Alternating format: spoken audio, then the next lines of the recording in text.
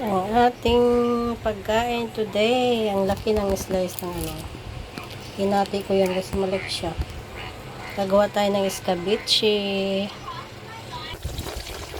Ayan, nagluto na tayo ng ating escabeche. Add natin ang ating ginger. Ayan, naka-add na rin ang ating carrots. Looks beautiful. Ang ating bell pepper, naka-add na rin.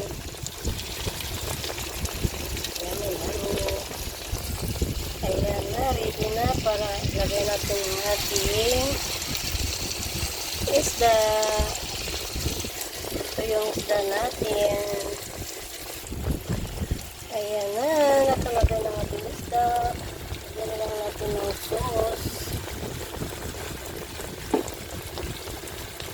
Ready na yung ating sauce. Ayan, ang ating sauce.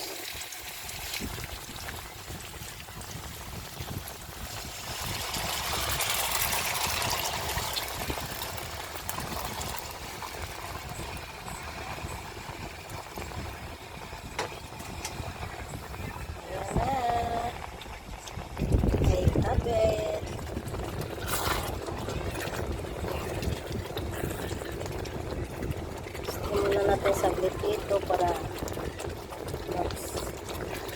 ano yung isda.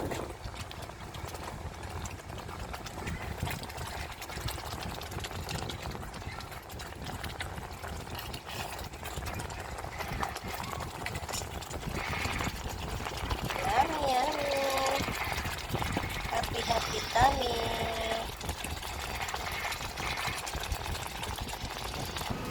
Meron din tayong pigeon. Pigeon yan guys. Nakamarinate yan. Ng yummy sauce. Ayan ang ating tortang eggplant. Yummy, yummy.